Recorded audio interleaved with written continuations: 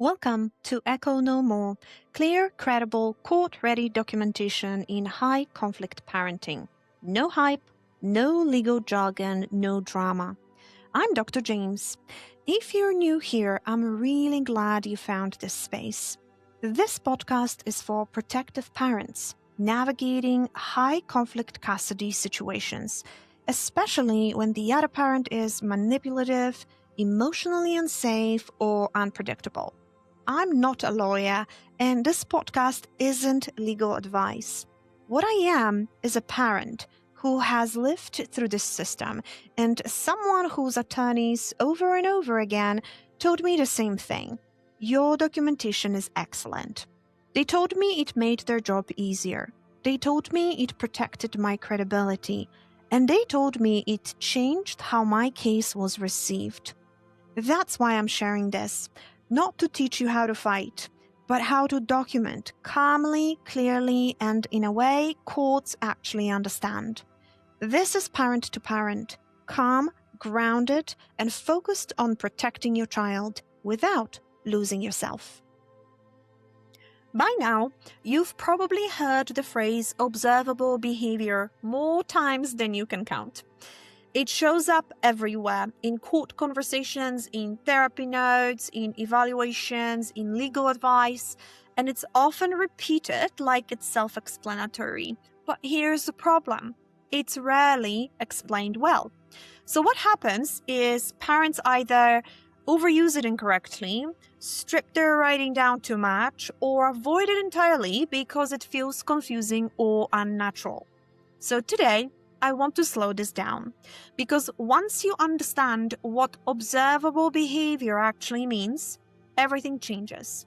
How you write, how confident you feel, and how your documentation is received. Let's start simple. Observable behavior is not about being cold, being detached, or pretending you don't understand what's happening. And it's definitely not about ignoring emotion. Observable behavior is this: describing what can be seen or heard without interpretation. That's it. Nothing more complicated than that. A helpful question to anchor yourself is: if another adult were standing in the room, could they reasonably observe the same thing? A teacher, a doctor, a therapist, a caseworker? If the answer is yes, you're likely in observable territory. If the answer is no, if your description requires insight, inference, or explanation, then you've moved into interpretation.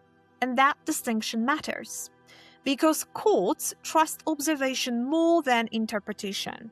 Not because interpretation is wrong, but because observation is verifiable. Here is where a lot of parents get tripped up. They hear observable behavior, and they assume it means writing like a robot.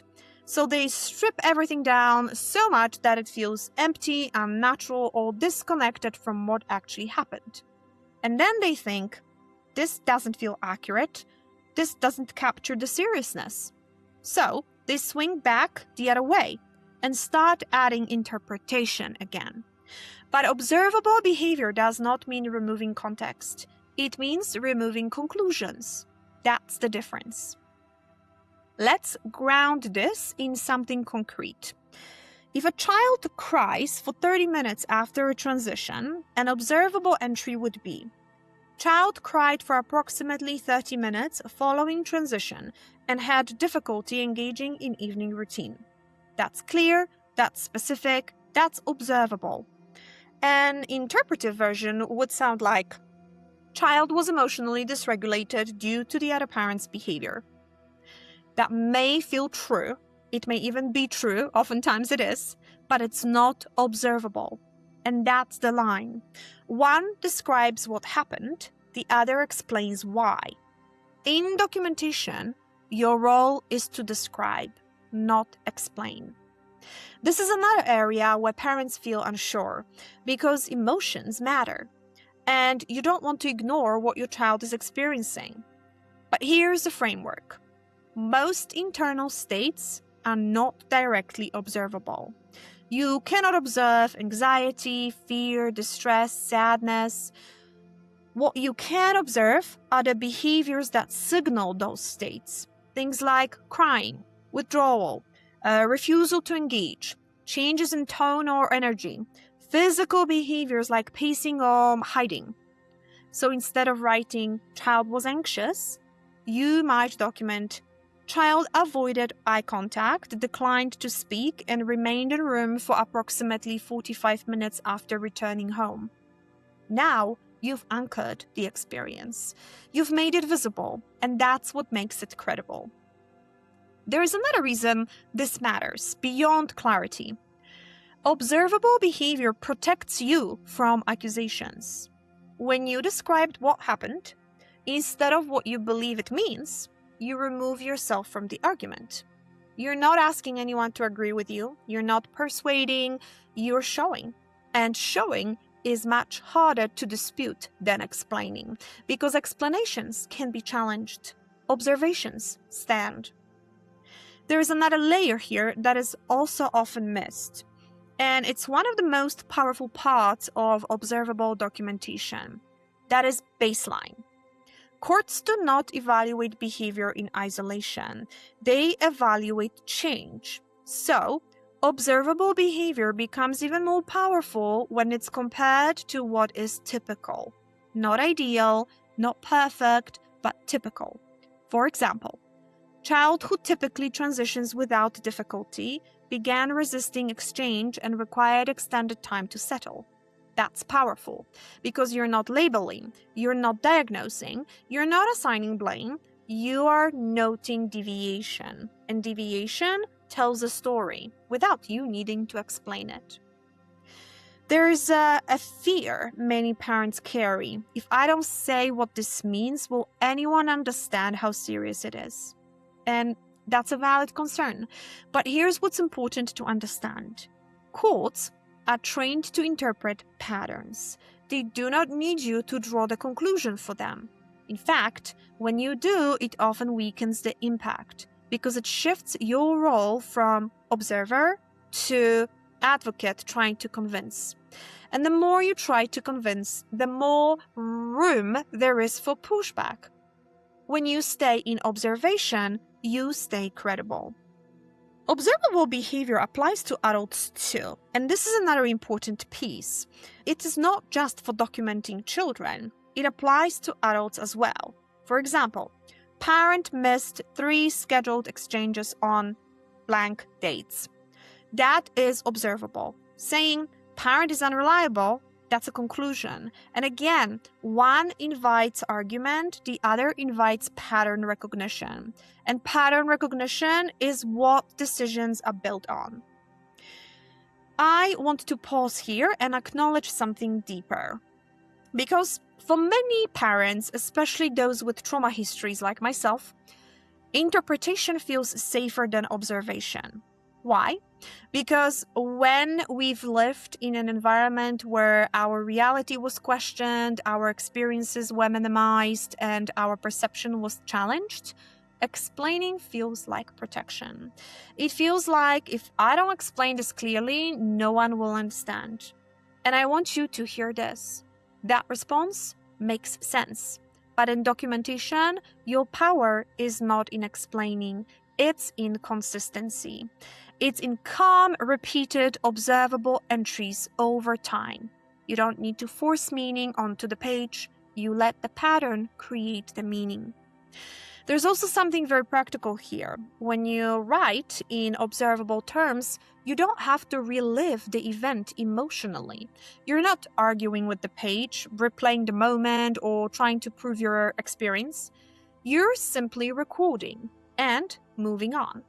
That containment matters, especially if you're documenting over long periods, because the goal is sustainability, not intensity. Let's name another fear directly now here. Many parents worry, if I only write what's observable, I'm minimizing what happened. You're not. You're translating it. You're translating your experience into a language that courts understand and trust. And that translation is what allows the system to respond. Because no matter how accurate your interpretation is, if it's not presented in a way the system can receive, it doesn't land. Observable behavior is what makes your documentation usable.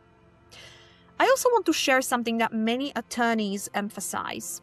When your documentation stays observational, it doesn't need defending, and that's the goal. Documentation that stands on its own, doesn't require explanation, doesn't invite debate, because the moment you have to defend your documentation, it loses strength. Observable documentation holds its position without you needing to argue for it. So let's bring this all together. Observable behavior does not make your experience smaller, it makes it legible.